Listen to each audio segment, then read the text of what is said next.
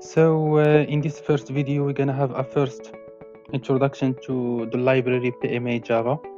PMA Java is a Java wrapper library for PMA.start, which is a universal viewer by Pathomation for whole slide imaging and microscopy. PMA.start can be downloaded for free from this link. So you have to download it and then install it on your laptop.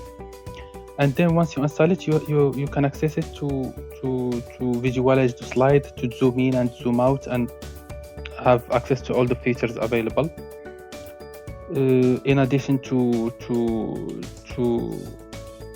the API methods that are available to access, just like I'm downloading actually. So you can have access to a couple of API calls. PMA Java is available on Maven, so you can see on the central repository. The latest release is 2.0.0.36. So let's go ahead and create a first Maven project to have our first sample code. So we create a Maven project.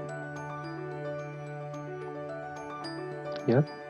Let's add it to the working set YouTube. Yes. Next.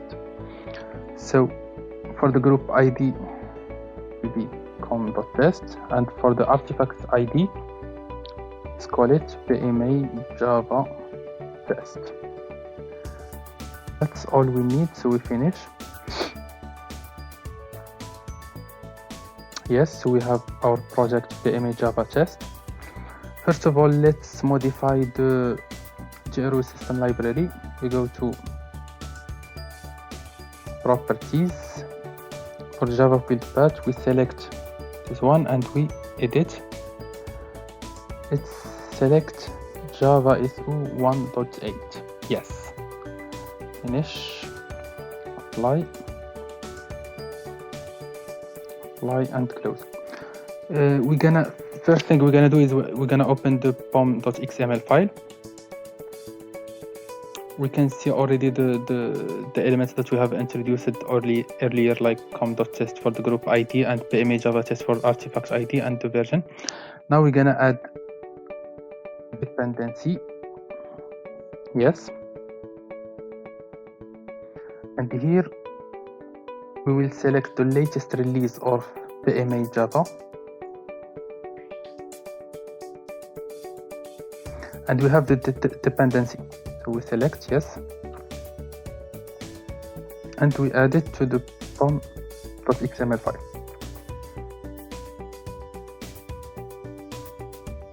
Let's format our source. Yes. We save the modification. Yeah. First thing we can notice is that on the Maven dependency, we can see already that we have our PMA Java 0.0.0036 with all the contents and all the stuff. Next, we will create a package. We call it sample. Yes. And we add a Java class that we call test, and we add public static void main. Yes, so first thing we're gonna do is to connect. So we invoke the core, and as you can see, thanks to the Java doc, we can see that I have actually the version 2.0.036. So come and connect. Yes, we won't specify any connection string, so we keep it the default, so it uses PMA.start. Core.connect returns the session's ID, so we create string session ID, store ID, and we will try to display the content. Yes. So, and we execute. So as you can see, we have here the session ID which is SDK.java, which is the default session ID for connections to PMA.start. One more thing we can do is to have the version info of PMA.start that is running on our environment. So we will use this method core.get version info. Yes, we don't specify any connection strings. Yes, and we will display the content. So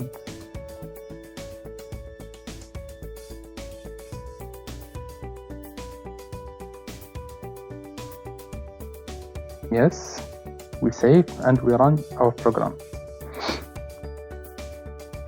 So yes, I can comment this one again.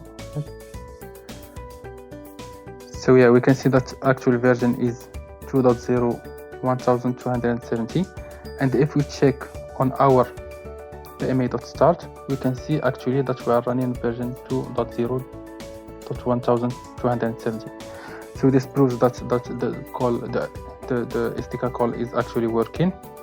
So this was obviously a first introduction to PMA.start and to SDK PMA.java. Other videos will follow to give you a deeper idea about all what we can do with the SDK. Thank you very much, and see you soon.